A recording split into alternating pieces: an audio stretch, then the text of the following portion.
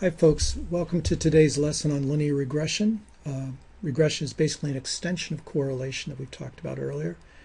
And to help you understand this further, I thought it would be good to try a concrete example of when regression might be used with some actual data. Okay, here's data that I collected some years ago from 1993 to 2003. Doing aerial surveys of the main islands of the Hawaiian island chain. We're interested in calculating the abundance of humpback whales year by year during that period of time.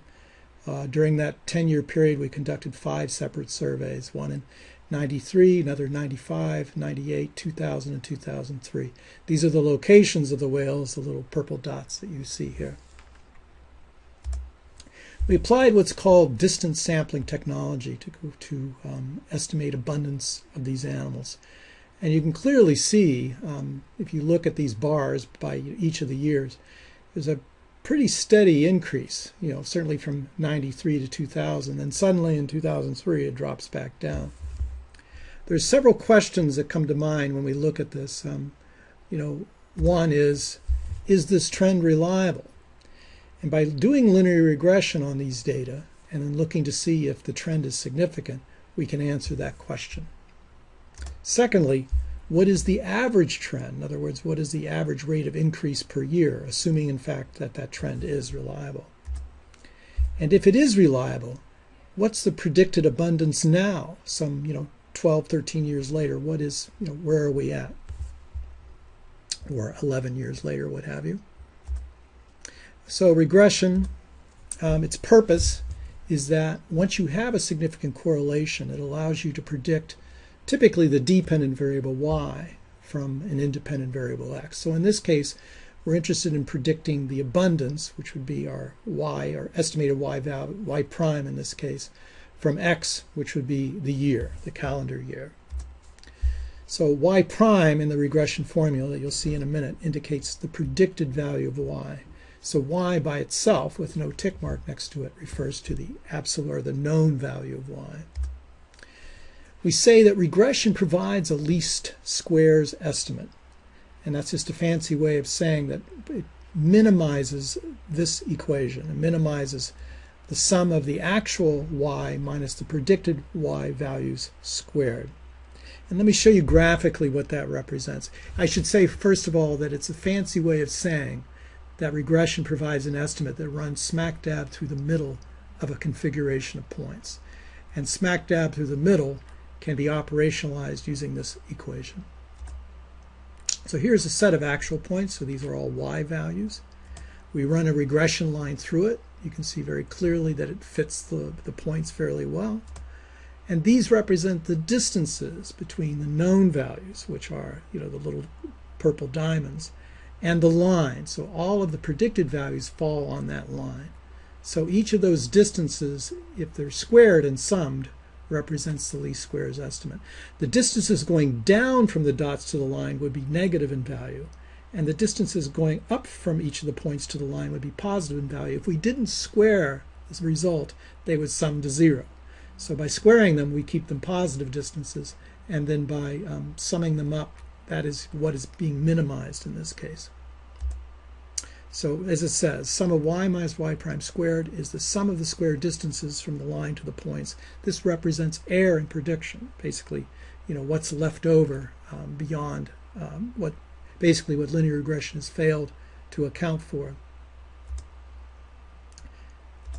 So the formula, the basic formula you probably learned in high school, it's y prime equals bx plus a, where b represents the slope of the line, how steep it is or how shallow it is, and a represents where it crosses the y-axis. So we refer to them as the b and the a coefficients. That's the basic formula there, y prime equals bx plus a. B, or the slope, is the correlation r times the standard deviation of y divided by the standard deviation of x. That's how the b coefficient is derived. And a, the a coefficient, or the y-intercept as we call it, is the mean of y minus that slope value times the mean of x. Now let's go back to our example. Let's see, you can imagine the lines very clearly fitting at least the first 4 points there. I mean, it certainly strongly suggests a linear increase. And then there's that nasty drop in 2003. We went back and looked. Normally, it's not considered good science to drop a data point that doesn't fit your expectations. But when we went back and looked at the visibility data, basically when you're doing aerial surveys visually, the thing that affects your ability to see or detect a target the most is sea state when you're flying over the ocean. So when there's a lot of white caps on the water, it's like visual noise. And lo and behold, when we look back at 2003, it had significantly worse sea state conditions than the other 4 years.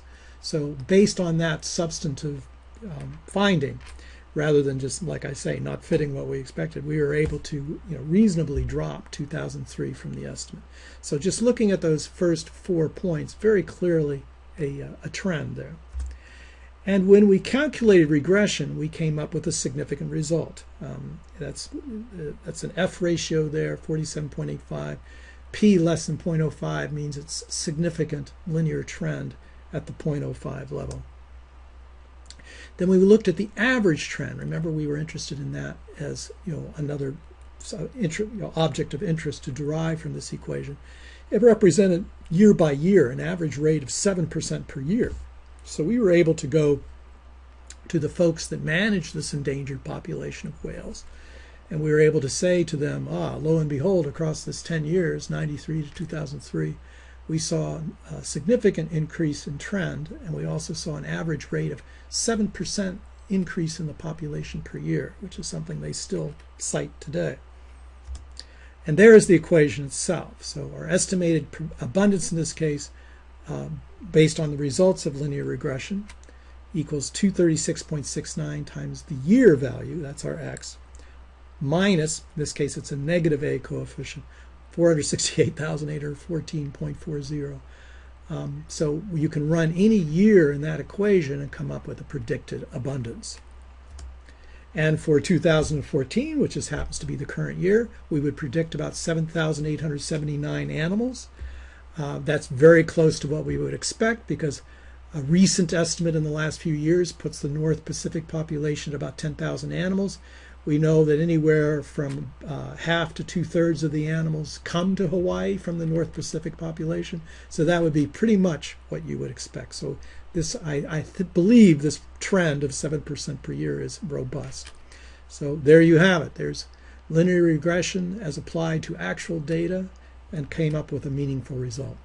Okay, aloha, folks.